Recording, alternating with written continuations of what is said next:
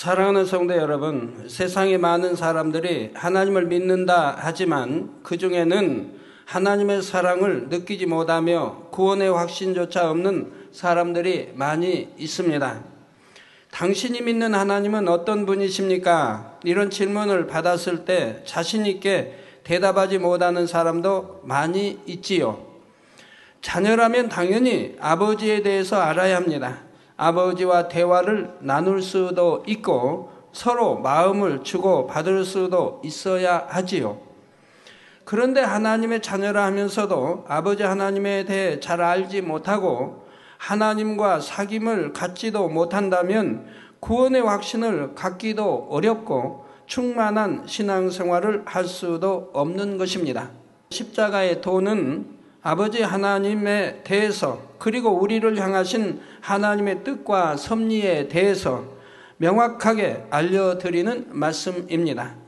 오늘 또 증거되는 말씀을 통해서 아버지 하나님에 대해 밝게 깨닫는 여러분이 되시기를 바랍니다. 사랑하는 성도 여러분, 시청자 여러분, 오늘은 십자가의 도 두 번째 시간으로 지난 시간에 이어 하나님께서 어떤 분이신가를 증거합니다. 지난 시간에는 하나님께서 우주 만물의 유일하신 창조주이심을 증거했지요.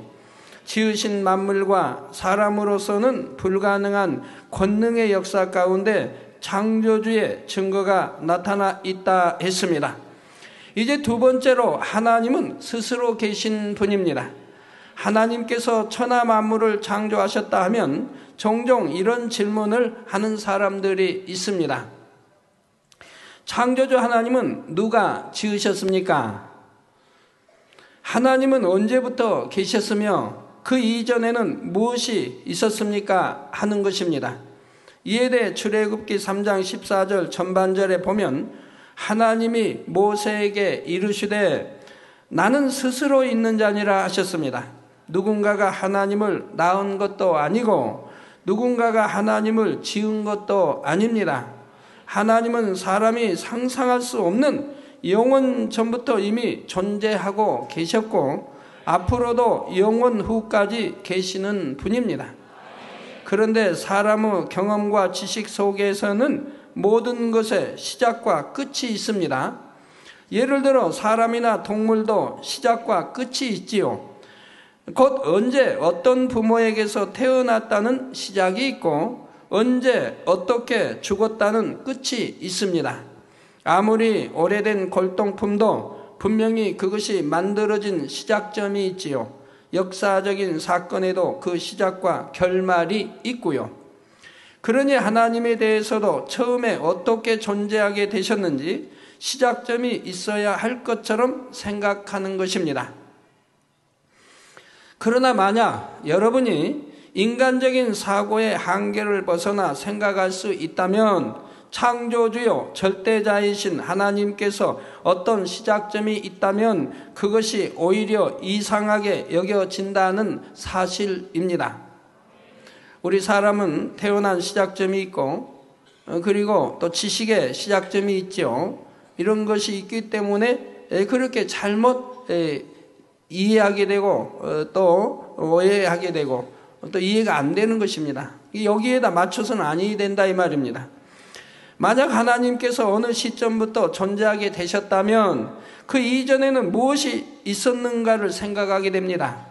또 누군가 하나님을 창조했거나 낳은 이가 있다면 하나님도 완전하신 분이 되실 수가 없지요. 그러니 절대적이고 완전하신 신이라면 그분은 당연히 시작도 끝도 없으시며 원래부터 스스로 계신 분이라야 하는 것입니다. 사랑하는 성도 여러분, 그러면 영원전부터 스스로 존재하시는 하나님은 어떤 모습으로 어떻게 존재하고 계셨을까요? 요한복음 1장 1절에 보면 태초에 말씀이 계시니라. 이 말씀이 하나님과 함께 계셨으니 이 말씀은 곧 하나님이시니라 했습니다. 여기서 태초는 만물이 창조되기 전 오직 하나님만이 홀로 존재하시던 아득한 오래전의 시간을 말합니다. 피조물인 사람의 제한적인 경험과 지식으로는 결코 이해할 수 없는 영원전을 의미하는 것입니다. 이렇게 영원전부터 스스로 계신 하나님에 대해 말씀이 곧 하나님이라 했습니다. 하나님은 어떤 형상을 입으신 것이 아니라 말씀 자체로 존재하고 계셨는데 이것이 곧 소리입니다. 또한 요한일서 1장 5절에 보면 우리가 저에게서 듣고 너희에게 전하는 소식이 이것이니 곧 하나님은 빛이시라. 그에게는 어두움이 조금도 없으시니라 했지요. 여기서 빛과 어두움이라는 말에는 영적인 의미가 들어 있습니다. 어두움이란 불의, 불법, 죄와 악 등 진리가 아닌 모든 것을 뜻합니다. 반면에 빛이란 죄나 악이 전혀 없는 것이며 사랑, 선, 의 등 진리에 속한 모든 것을 뜻하지요. 그런데 하나님께서는 영적인 의미로 빛이실 뿐 아니라 실제로도 빛으로 존재하고 계셨다는 사실입니다. 이처럼 말씀이신 하나님은 너무나 아름답고 신비로운 빛 가운데 맑고 투명한 소리를 머금은 형태로 존재하고 계셨지요. 사람이 상상할 수 없는 아름다운 빛 속에 맑고 투명하며 감미롭고 부드러우면서도 온 우주를 울릴 만한 웅장한 소리로 존재하셨던 것입니다. 이처럼 빛과 소리로 존재하시던 하나님께서는 어느 시점에 이르러서 인간을 창조하려는 마음을 품게 되셨습니다. 서로 사랑을 주고받을 대상을 얻기 원하신 것이지요. 이러한 인간에 대한 모든 계획을 이루기 위해 먼저 하나님께서는 삼위 하나님으로 분리가 되십니다.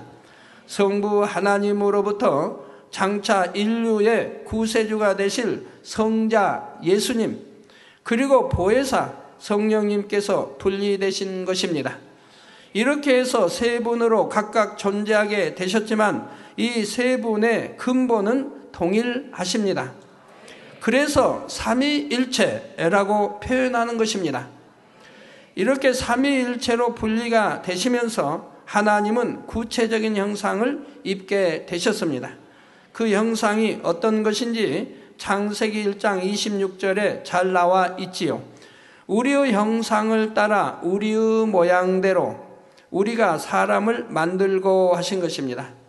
하나님의 형상을 따라 하나님, 성부, 성자, 성령 삼일째 하나님의 형상을 따라 우리의 모양대로 또 성부, 성자, 성령 삼일째 하나님의 모양대로 우리가 사람을 만들고 했으니까 우리 모양을 보면 하나님이 어떻게 생기셨다 하는 것을 알 수가 있죠.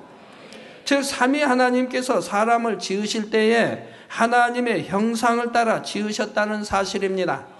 물론 사람은 겉모양만 아니라 마음도 하나님의 마음을 따라 지음받았지요. 그러나 아담의 범죄 이후 하나님의 마음을 닮았던 마음이 변질되어 점차 하나님과는 멀어지게 되고 맙니다. 여기에 대해서는 앞으로 상세히 설명될 것입니다. 사랑하는 성도 여러분, 피조물인 사람과는 달리 스스로 계신 하나님은 영원 전부터 영원 후까지 계신 분입니다. 스스로 계신 하나님만이 완전하신 참 신이시며 우리가 경배하며 사랑할 대상이지요. 그런데 어떤 사람들은 이러한 하나님을 알지 못하므로 사람이 만들어낸 우상을 섬기고 있습니다. 금속이나 나무, 돌 같은 것으로 형상을 깎아놓고 우리 사람이 깎아놓고 그 앞에 가서 절을 하는 것입니다. 만약 여러분이 낳은 자녀가 여러분을 몰라보고 다른 사람에게 가서 엄마, 아빠 하면 여러분의 마음이 얼마나 아플까요? 마찬가지로 사람이 자신을 창조하신 하나님을 찾지 않고 사람들이 만들어낸 우상을 섬긴다면 하나님의 마음이 얼마나 아프시겠습니까? 그러므로 하나님께서는 우상 숭배를 매우 싫어하십니다. 출애굽기 20장 3절에서 5절에 너는 나 외에는 다른 신들을 내게 있게 말지니라. 너를 위하여 새긴 우상을 만들지 말고 또 위로 하늘에 있는 것이나 하늘에는 북두칠성, 북극성, 해, 달도 있고 또한 천사도 있고 하늘에 있는 것들을 섬기는 사람들이 있죠. 그래서 위로 하늘에 있는 것이나 아래로 땅에 있는 것이나 땅 아래 물속에 있는 것에 아무 형상이든지 만들지 말며 그것들에게 절하지 말며 그것들을 섬기지 말라. 만들지도 말고 절하지도 말고 섬기지도 말라. 나 여호와 너희 하나님은 질투하는 하나님인즉 나를 미워하는 자의 죄를 갚되 아비로부터 아들에게로 3, 4대까지 이르게 하거니와 하셨습니다. 여러분의 할머니, 할아버지가 우상을 심히 섬기고 하면 그것이 자녀에게 또한 손녀, 손자에게 이렇게 대물림이 되는 것을 볼 수가 있죠. 3, 4대까지 이른다 이 말입니다. 여기서 하나님은 질투한 하나님인즉 하니까 하나님도 질투를 하십니까? 그러면 여러분 부모님들, 여러분이 낳은 자녀가 여러분들을 엄마 아빠를 하지 아니하고 이웃집 아저씨 아주머니를 보고 엄마 아빠 하면 여러분 어찌 질투 안 나겠습니까? 남은 관계가 아닌데 오직 스스로 계신 하나님 한 분만이 참 신이시며 우리는 그분만을 경배하며 섬겨야 하는 것입니다. 여기서 한 가지 더 기억할 것이 있습니다. 바로 이 땅에 오신 구세주 예수님께서도 그 근본이 창조주 하나님과 하나이시기에 사람이 예수님의 부모가 될 수 없다는 사실입니다. 물론 예수님께서 구세주가 되기 위해 이 땅에 오실 때는 육신을 입고 동정녀의 몸에서 태어나셨지요. 그러나 이때도 마태복음 1장 18절 후반절에 그 모친 마리아가 요셉과 정혼하고 동거하기 전에 성령으로 잉태된 것이 나타났더니 했습니다. 왜 이 말씀을 기록했습니까? 자, 그 모친 마리아라고 한 것은 제자들 편에서 기록을 하기 때문에 그 모친이란 말이 들어간 것입니다.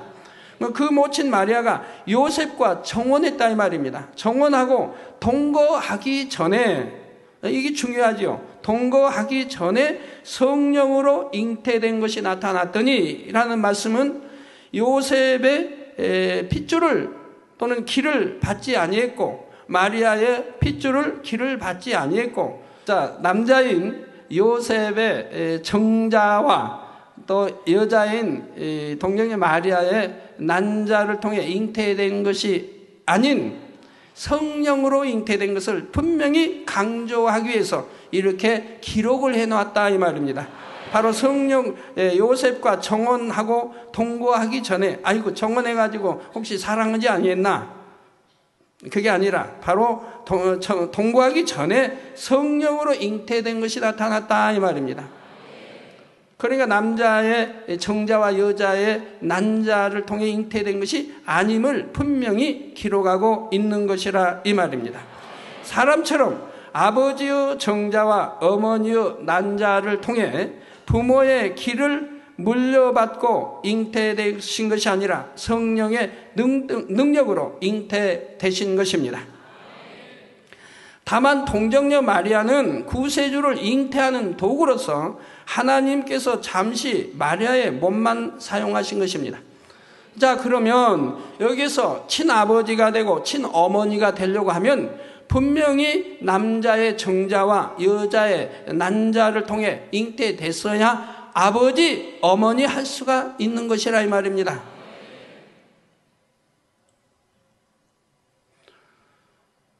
또 그런데 성령으로 잉태되어 나오시기 위해서 몸만, 배만 빌었다 이 말입니다.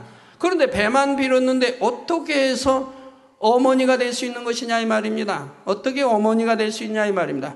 일단 더더구나 성모가 될 수 있느냐 이 말입니다. 거룩할 성, 어미 못자 어떻게 거룩한 성모가 될 수가 있느냐 이 말입니다. 더더구나 말이 안 되죠.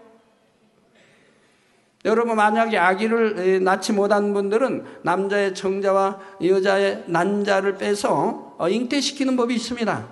그러면 어느 배를 빌어서 잉태했던가 어떤 도구를 통해서 잉태시켜서 나왔다고 하면 그 도구가 아버지가 되고 어머니가 될 수 있으며, 다른 배를 빌어서 잉태시켜 나왔다 해서 아버지, 어머니가 될 수 있습니까? 이건 씨바지가 아니라 다른 남자의 정자와 난자를 다른 몸에다가 배만 빌어서 잉태를 시켰다 이 말입니다. 그런다면은 바로 어머니나 아버지가 될 수 있느냐 이 말입니다. 될 수가 없지요. 그래서 성경은 분명히 말씀하고 있습니다. 우리 예수님께서, 우리 주님께서 한 번도 동정녀 마리아를 향하여 어머니라고 한 적이 없습니다. 자, 유념해 보시면 제자들 편에서 기록할 때 그 모친 또는 어머니라고 표현을 썼습니다. 우리 주님은 분명히 여자라고 표현했습니다. 여자요. 그러면 우리 주님께서 어머니라고 표현한 적이 있습니다. 그러면 그 뜻은 무엇입니까? 십자가에서 달려 계실 때에 제자인 요한을 향하여 내 어머니라 그랬습니다. 즉 이제 주님만 이렇게 참 섬기고 바라며 사신 분이, 홀로 사신 분이 지금 주님이 비참하게 십자가에 달려 이렇게 운명하실 때 얼마나 힘들고 외롭겠습니까? 그렇기 때문에 사랑하는 제자 요한을 향하여서 내 어머니라, 즉 내 어머니처럼 섬기라고 말씀한 겁니다. 그래서 역사적으로도 보면 요한이 어머니처럼 끝까지 섬겼던 것을 봅니다. 바로 터키죠? 맞죠? 터키에서 운명하실 때까지 섬겼던 것을 볼 수가 있습니다. 밤모섬이 유배되고 나온 다음에 또 끝까지 섬겼던 것을 볼 수가 있지요. 그래서 우리 주님은 물로 포도주를 만드실 때도 여인이여라고 말합니다. 그러면 왜 여인이여라고 했습니까? 남자가 아니니까, 여자니까 여인이여 하되, 가장 호칭이 여인이 좋지 않습니까? 그럼 다른 호칭은 뭐라고 해야 할까요? 아주머니 할 수도 없고, 할머니는 될 수 없지만, 뭐라고 끝나고 언니, 누나 할 수도 없지 않습니까? 주님이 가장 부르시기에 합당한 여인이기 때문에 여인이여라고 호칭해 부르시는 것을 볼 수가 있다 이 말입니다. 그렇지 직접은 어머니라고 부른 적은 없다 이 말입니다. 그러므로 성경 곳곳에도 보면 예수님께서는 동정녀 마리아를 부르실 때 어머니라 부르지 않으셨습니다. 자, 대신 여자여 하고 부르시지요. 피조물인 사람이 창조주 하나님의 어머니가 될 수는 없기 때문입니다. 어떤 사람들은 마치 하나님을 경배하는 것처럼 동정녀 마리아를 경배하고 찬양합니다. 그러나 삼위일체 하나님 외에는 어떤 피조물도 결코 경배할 대상이 될 수가 없습니다. 사랑하는 성도님들은 오직 스스로 계신 하나님만을 경배하며 하나님께 영광 돌리시기를 바랍니다. 사랑하는 성도 여러분, 세 번째로 하나님께서는 전지전능하십니다. 성경을 보면 믿음으로 전능하신 하나님의 권능을 체험한 사람들에 대한 기록이 많이 나와 있지요. 하나님의 능력으로 홍해가 갈라지기도 하고 해와 달의 운행이 멈추기도 했습니다. 하늘에서 불이 내려오기도 하고 3년 반의 가뭄 속에 큰 비가 내리기도 했지요. 근본 하나님의 본체이신 예수님께서도 전능하신 하나님의 역사를 그대로 나타내셨습니다. 죽은 자를 살리며 모든 질병과 약한 것을 고치셨지요. 바람과 파도를 잠잠케 하셨고 무리를 거르시기도 했습니다.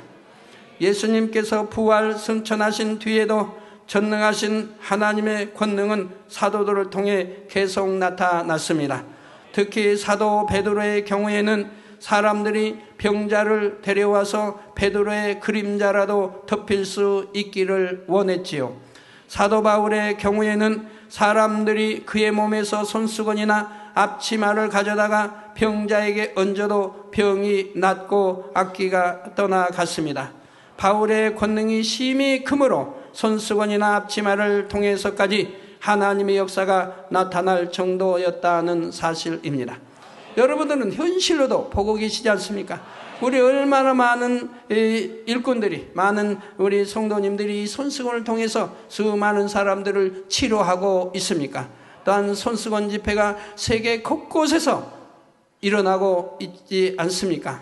여러분들은 2000년 전의 일을 지금 현실로 목도하고 있다 이 말입니다. 어떤 사람들은 이제 그런 말을 하죠. 어떻게 사람을 통해서 그런 권능이 나타날 수 있느냐?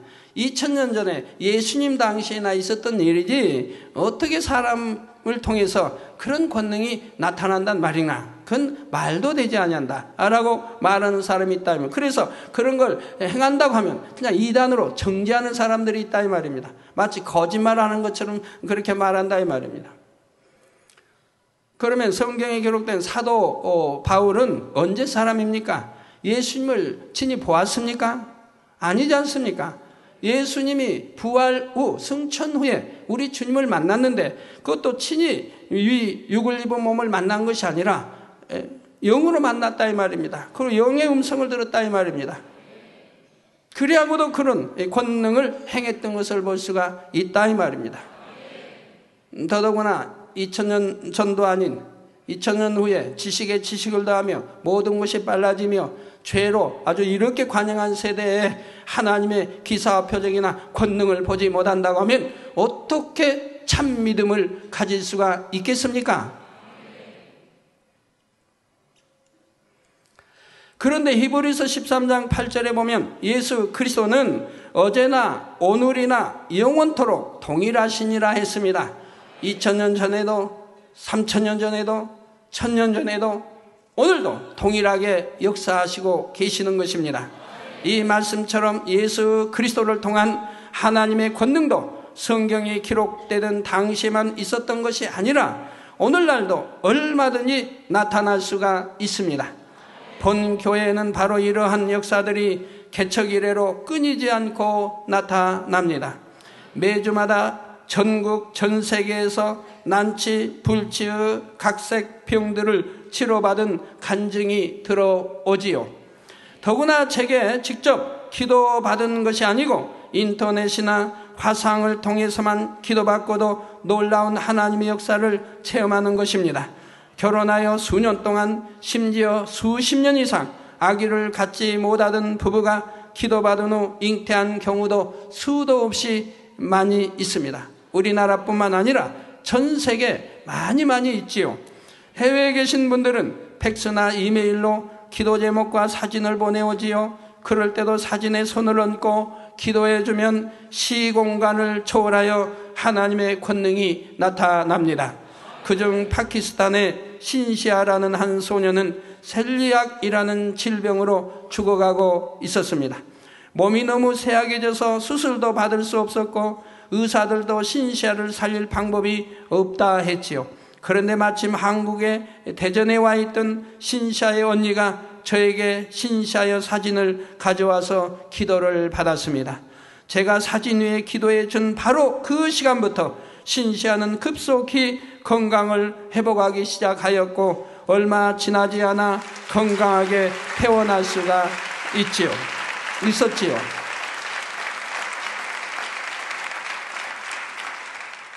제가 부흥성이나 해외 대형 집회를 인도할 때는 수많은 환자들에게 일일이 기도해 줄 수가 없으므로 단에서 전체를 위한 기도만 해줍니다. 그럴 때도 무수한 사람들이 일시에 치료받아서 하나님께 영광을 돌리지요. 지난 2004년 12월에 페루 성회 때는 21세의 청년 임마누엘 모라가 에이즈를 치료받았습니다. 임마누엘은 2003년 에이즈라는 판정을 받은 후 삶의 소망이 다 끊어지고 큰 고통 속에서 살았습니다. 앞길이 창창한 청년이 죽을 날만 기다리게 된 것입니다. 또 가족의 고통은 어찌 하겠습니까? 그러던 중 페루 성회가 열린다는 소식을 듣고 자궁암에 걸린 할머니와 함께 참석하게 되었지요. 성회 첫날에 제가 단에서 환자 기도를 한 후 무수한 사람들이 치료받아 간증하는 것을 볼 때 임마누엘에게는 하나님이 전능하시다는 믿음이 왔습니다. 그리고 다음 날 말씀 듣는 중에 화장실에 가게 되었고 하나님의 증거를 눈으로 확인할 수 있는 증거가 나타났습니다. 에이즈로 인해 계속 설사를 해왔는데 2달 반 만에 정상적인 변을 보게 된 것이지요. 얼마 후 병원 검사 결과 임마누엘은 면역세포 수치가 정상인과 같이 회복되었다는 판정이 나왔습니다. 그와 함께 참석했던 할머니도 자궁암으로 인해 계속 하혈을 하는 중이었는데 성회 셋째 날부터는 하혈이 그치고 치료받았지요. 그들은 수십만의 군중들 속에서 단에서 나온 전체 기도를 받았을 뿐입니다. 그러나 그 기도를 믿음으로 받은 것만으로도 전능하신 하나님의 권능이 임하여 에이즈와 자궁암을 단번에 치료받았다는 사실입니다.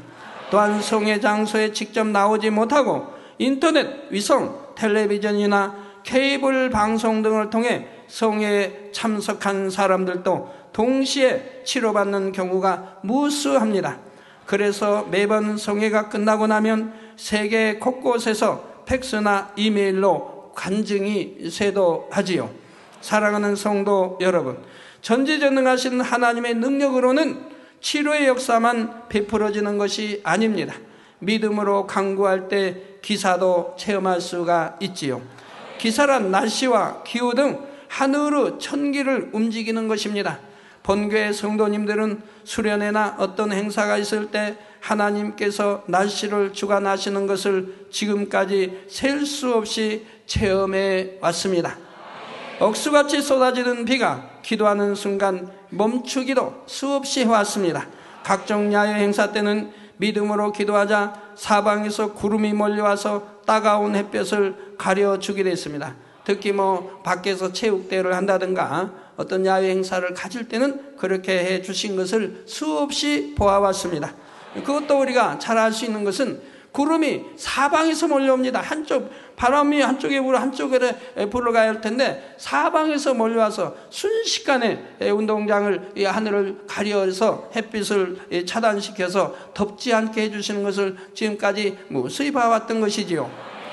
제가 해외 성회를 갈 때도 늘 기사들을 체험합니다. 한 예로 지난 2001년 필리핀 성회 때는 성회 지역의 기후가 우기철이었습니다. 일기예보에 의하면 2개의 태풍이 발생해서 우리가 성회할 장소를 향해 오고 있었지요. 이 태풍의 영향으로 심한 비바람이 몰아치니 현지 사람들은 걱정에 가득 차 있었습니다. 그런데 저는 성회 전 기자회견에서 담대히 말했습니다. 자, 기자들이 저에게 질문을 합니다. 이렇게 성회 장소, 성회가 열리는 때 이렇게 태풍이 2개씩이나 오고 있는데 성회를 어떻게 치를 수 있겠습니까? 하고 기자들이 저에게 질문을 해왔다 이 말입니다. 그래서 저는 담대하게 말했습니다. 태풍이 물러가거나 중간에 소멸되어서 우리 성회는 전혀 지장을 받지 않을 것입니다. 여러분들도 직접 체험하게 될 것입니다 라고 말했지요. 과연 그 믿음의 고백대로 태풍 중에 하나는 필리핀에 이르기 전에 소멸되어 버렸습니다. 또 다른 하나는 갑자기 진행 방향을 바꾸어 버렸고요. 성회는 시종 맑은 날씨 속에 진행되었고 이것을 지켜본 현지인들은 기적이라고 고백했지요. 밤 집회죠. 집회 때는 또 무지개 제가 이야기를 하는 날은 즉시로 그 순간에 무지개로 또 둘러서 모든 성에 참석하는 사람들이 보고 참 환호를 했던 것을 볼 수가 있습니다. 사랑하는 성도 여러분, 그 밖에도 본교에 나타난 전능하신 하나님의 증거들은 몇 날 며칠 밤을 꼬박 세워도 다 말할 수가 없습니다. 질병과 연약함의 치료는 물론 갖가지 희한한 능과 표적들, 구름과 별들과 각종 무지개 등의 기사를 비롯하여 일일이 그 수를 다 헤아릴 수가 없지요. 지난주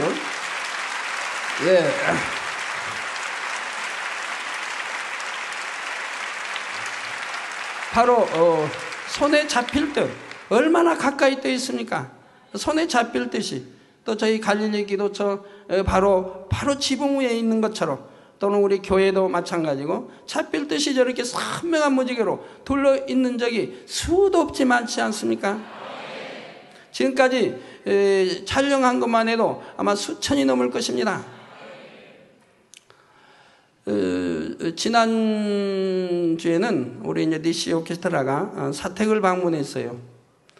근데 방문하는 날인데 이상하게 아침부터 제가 저희 방에서는 창 밖이 잘 보이죠. 공원이 보이고 하늘을 보니까 구름이 굉장히 많은 구름들이 하늘에서 쏟아져 나옵니다. 쏟아져 나오고 제가 바라보고 있는 창 밖에 또 사라지고 나오고 사라지고 늘 합니다. 그래서 오늘은 유난히 더 많은 구름이 저렇게 한다 했더니 니시 오케스트라가 왔는데 보니까 이 구름이 나타나고 사라진 것을 한 번도 보지 아니한 자매가 있더라 이 말입니다.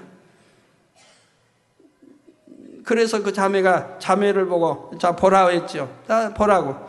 내가 단에서 말하던 것이 실제 이렇게 일어나지 않느냐고 보라고 했습니다. 많은 구름들이 여기저기서 금방금방 생겨나고 또 보지 않으면 금방 사라지고 생겨나고 사라지라는 것을 바로 눈앞에서 얼마 떨어지지 않은 거리에서 볼 수가 있었습니다. 그래서 갈 때 그 자매가 말합니다. 자기는 난생 처음 보았다고 이제 이렇게 시인하는 것을 보았습니다. 그래서 우리 니시 오케스트라에 하나님이 큰 믿음을 더 심어주기 위해서 그날 특별히 이렇게 더 이제 기사로 역사하신 것 같았습니다. 자, 사랑하는 성도님들과 전국 전 세계 시청자 여러분도 모두가 전능하신 하나님을 믿으시기 바랍니다. 그럴 때 시간과 공간을 초월하시는 하나님의 역사를 여러분도 체험할 수 있는 것입니다. 사랑하는 성도 여러분, 하나님께서는 이처럼 전능하실 뿐 아니라 전지하신 분, 곧 모든 것을 아시는 분입니다. 사람의 마음도 아시고 앞으로 되어질 일도 모두 아시죠. 자, 이처럼 모든 것을 아시는 하나님께서는 하나님과 밝히 교통하는 사람들을 통해 앞일을 알려주시고 예언하게 하십니다. 아모스 3장 7절에 주 여호와께서는 자기의 비밀을 그 종 선지자들에게 보이지 아니하시고는 결코 행하심이 없으시리라 했습니다. 그 종 선지자들에게, 즉 하나님이 인정하시는, 하나님이 사랑하시는 종 또 선지자들에게는 자기의 비밀을 보이지 아니하시고는 결코 행하심이 없다 이 말입니다. 오늘날도 동일합니다. 구약에서만 그러는 것입니까? 오늘날도 동일한 것이라 이 말입니다.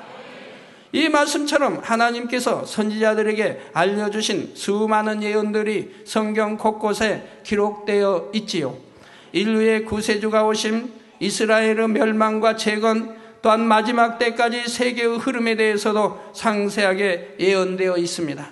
성경의 예언들은 기록된 그대로 성취되어 왔으며 아직 성취되지 않는 것들은 마지막 날 주님의 재림에 이르기까지 이루어질 일들이지요.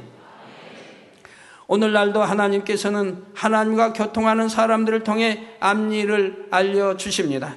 본 재단에서도 그동안 하나님께서 주신 많은 예언의 말씀들을 성도님들께 전해드렸지요. 또 예를 들어 1987년 우리나라 대통령 선거 때는 노태우 후보가 당선될 것, 어떤 표로 당선될 것도 말씀해 주셨고 왜 되는지도 말씀해 주셨고 이후로 김영삼, 그 이후로 김대중 후보가 차례로 당선될 것을 예언했지요.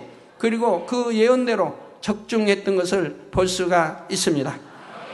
현 대통령 선거 때도 누가 당선될지 여러분에게 미리 언지를 드렸고요. 미국의 레이건 대통령의 당선, 또 어떠한 표차로 당선될 것, 영국의 대처 수상이 당선에 대해서도 예언했습니다. 왜 여자인데 왜 이렇게 삼선해야 되는지 여기에 대해서 그 뜻까지도 하나님이 알려주셨습니다. 인도의 간디 여수상이나 소련의 서기장 체르넨코 등 여러 인물들의 죽음도 하나님께서는 미리 알려주셨고, 얼마 전에는 주변 사람들에게조차도 숨겨졌던 중동 한 수장의 죽음을 저에게 미리 알려주셨습니다. 아무도 모르고 그 나라 백성도 모르고 있는 사실을 저에게는 알려주셨고, 그리고 나서 제가 와서 여러분들에게 말씀드렸고, 말씀드린 후에 얼마 있지 않아서 운명했다는 뉴스가 나오는 것을 볼 수가 있었습니다. 1999년 코소보 사태에 대해서도 미리 예언했고, 장차 이 분쟁이 어떻게 재발될 것도 알려드렸습니다. 유가 변동과 중동의 흐름에 대해서도 예언해왔고, 미국을 비롯한 유럽 구공산권 등 세계 주요한 세력들의 흐름이 3파전의 양상으로 굳혀질 것도 예언했지요. 여러분들이 설교사 들어보시면 다 나오는 것이라 이 말입니다. 그렇게 예언은 함부로 할 수 있는 게 아닙니다. 또 전 세계적인 예언을 어찌 할 수 있습니까? 그건 또 설교에 다 기록되어 있는데요. 설교 테이프에 있고 이미 설교로 인터넷에 나가 있는 것을 수정할 수도 없는 것인데 어떻게 함부로 예언합니까? 그것이 맞지 않는다고 한다면 여러분들이 저를 어찌 알겠습니까? 전에 우리 김대중 전 대통령께서 북한을 방문했을 때도 이제 김정일 국방위원장이 답방한다고 해서 전 언론이 또 전 국민이 그걸 믿었습니다. 또 전 세계도 그걸 믿었습니다. 그래서 항상 믿는 그 기사만 나왔지 아예 안 온단 말은 들어본 일이 없습니다. 그러나 오직 저만은 단에서 선포했습니다. 오지 않는다고 선포했습니다. 그런데 그대로 되었지 않습니까? 만약 그것은 그때 일어날 일인데, 그 해에 일어날 일인데, 만약에 제가 오지 않는다고, 다 온다고 하는데 저만 오지 않는다고 선포했는데 그것이 만약에 맞지 않는다고 하면 저는 뭐가 되겠습니까? 여러분 앞에 저 아랫단에 가서 큰절하면서 사죄를 해야 할 것입니다. 용서해달라고. 여러분들은 그때 어떻게 생각들 하셨습니까? 전 언론이나 국민이 분명히 온다고 했고 온다고 그렇게 약속을 했는데 저는 오지 않는다고 할 때 여러분들 저를 사랑하는 분들이 아마 가슴이 두근반 세근반 했을 겁니다. 만약에 맞지 아니하면, 혹여 맞지 아니하면 어찌 되나? 아니면 대부분이 믿었을 것이고요. 그날 여러분 믿음대로 분명히 오지 않았지 않습니까? 대북 햇볕 정책 실패와 앞으로 북한이 문해로를 개방하게 될 것, 그리고 다시 닿게 될 것 등도 예언했습니다. 이것은 이제 앞으로 있어질 일입니다. 그 밖에도 하나님께서는 수많은 예언들을 주셨고 그 하나하나가 그대로 성취되었으며 성취되어 가고 있음을 여러분도 아실 것입니다. 사랑하는 성도 여러분, 이처럼 세계사의 모든 흐름을 아시는 하나님께서는 여러분 각자의 마음과 여러분의 앞날도 아십니다. 사랑하는 성도님들은 전지전능하신 하나님께 여러분의 삶을 다 맡기시기 바랍니다. 그럴 때 하나님께서는 매 순간에 여러분의 삶을 형통한 길, 축복의 길로만 인도해 주시는 것입니다. 결론을 말씀드립니다. 사랑하는 성도 여러분, 그리고 시청자 여러분, 요한복음 4장 48절에 예수께서 가라사대 너희는 표적과 기사를 보지 못하면 도무지 믿지 아니하리라 하셨지요. 오늘날도 하나님께서는 표적과 기사 그리고 예언 등 사람으로서는 불가능한 여러 가지 일들을 나타내 주십니다. 이를 통해 믿지 않던 사람들도 하나님을 인정하게 되고 믿음이 있는 사람들도 더 큰 믿음을 가질 수가 있지요. 제가 해외에 나가서 성회를 한번 인도하면 그 성회를 통해 헤아릴 수 없는 영혼들이 주님을 영접하고 구원받는 이유도 여기에 있습니다. 겨우 20여 분의 설교와 몇 분간의 기도를 통해 수많은 사람들이 치료를 받고 간증하지요. 수백, 수천의 간증자들로 단이 메워지는 것입니다. 그러면 이것을 현장에서 보는 사람은 물론이고 텔레비전과 이성과 인터넷을 통해 보는 사람들도 하나님을 인정할 수밖에 없게 되는 것이지요.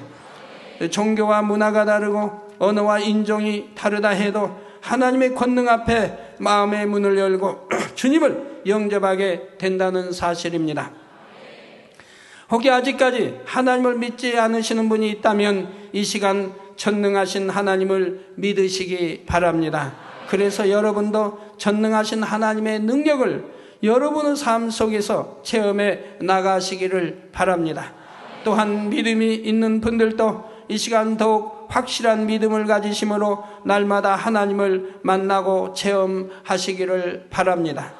그래서 여러분의 간증들을 통해 하나님께 큰 영광을 돌리며 많은 영혼들을 구원으로 인도할 수 있게 되시기를 주님의 이름으로 축원합니다.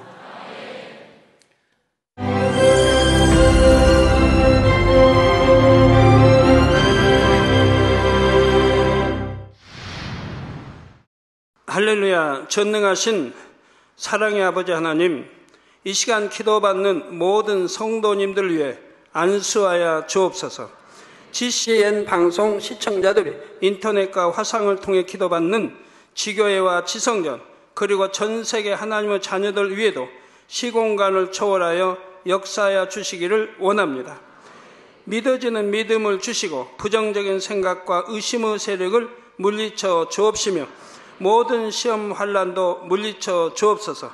머리부터 발끝까지 오장육부 뼈 마디마디 온몸의 신경 조직 세포 등 아픈 곳마다 성령의 불로 태우시고 근본의 빛으로 역사하여 주옵소서. 예수 그리스도의 이름으로 명하노니 원수마귀 사단 모든 질병 균 연약함아 물러가라. 빛이 임하라. 모든 불치 난치병도 성령의 불로 태워 깨끗게 하여 주옵소서. 말라리아를 비롯한 모든 풍토병도 물리쳐 주옵소서. 감기, 기침, 열, 몸살, 독감 등 각종 유행성 질병도 다 물러가라. 어떠한 유행성 질병균도 틈타지 않게 지켜 주옵소서. 위암, 폐암, 간암, 유방암, 자궁암, 대장암, 피부암 등 각종 암과 에이즈, 백혈병, 뇌졸중, 고혈압, 저혈압, 심장병, 폐병, 위장병, 당뇨, 부인병, 피부병, 갑상선 질환과 모든 염증도 깨끗게 하여 주옵소서. 소아마비, 중풍, 관절염, 디스크도 온전케 하여 주옵소서. 요통, 두통, 신경통을 비롯한 모든 통증은 사라질지어다. 간질, 자폐증, 우울증, 조울증, 노이로제 등 모든 정신질환도 물러가라. 모든 마비된 것도 풀어지고 일어나 걷고 뛸지어다. 눈도 잘 보이게 하옵시고 귀도 잘 들리게 하여 주옵소서. 소경은 눈을 뜨고 기머거리는 들으며 벙어리는 말할지어다. 각종 사고 후유증도 깨끗게 하시고 부러진 뼈도 붙여 주옵소서. 화상 입은 것도 온전케 하옵시고 화기암 물러가라. 열도 물러가라. 아버지 흉터 나지 않게 역사해 주시기 원합니다. 마약을 비롯하여 각종 약물과 독극물 중독도 깨끗함을 입을지어다. 죽은 신경과 세포가 살아나며 죽은 자도 살아나게 하여 주옵소서. 잉태의 축복도 주시기를 원합니다. 잉태의 축복을 받으라. 예수 그리스도의 이름으로 명하노니 원수마귀 사단아 하늘 공중 곳에 잡은 악의 영들아 물러가라. 그의 사자들도 물러갈지니라. 이 땅의 악한 영, 더러운 영, 거짓되고 간사한 영, 의간질하고 미혹하는 모든 어둠들은 물러가라. 모든 흉악의 결박을 풀고 어둠아 물러가라. 빛이 임하라. 아버지 하나님, 부르짖어 기도할 수 있는 능력을 주시고 죄를 버리고 성결될 수 있는 능력을 주옵소서. 영혼이 잘됨같이 범사에 잘되게 하시고 가정의 복음화도 이루어 주시기를 원합니다. 한 주간도 모든 사고와 재앙으로부터 지켜주시고 불통이 없는 형통한 삶을 살 수 있도록 축복해 주옵소서. 성령의 불담으로 천군 천사와 주님의 불꽃 같은 눈동자로 모든 하나님의 자녀들과 가정, 일도, 사업들을 지켜주시기를 원합니다. 학생들에게 지혜와 명철을 더하시고 공부할 수 있는 뜨거운 마음과 열정도 더하여 주옵소서. 마음과 생각을 세상에 빼앗기지 않도록 지키시고 하나님을 뜨겁게 사랑하는 학생들로 축복하여 주옵소서. 하나님의 자녀들이 먹으나 마시나 입으나 무엇을 하든지 하나님 앞에 영광 돌리는 삶이 되게 축복하여 주시기를 원합니다. 나는 하나님을 만났노라, 체험했노라, 응답 받았노라, 축복 받았노라 간증하는 입술이 되게 역사하여 주옵소서. 아버지 하나님 감사합니다. 홀로 영광 받으옵소서. 우리 주 예수 그리스도의 이름으로 기도하옵나이다. 아멘.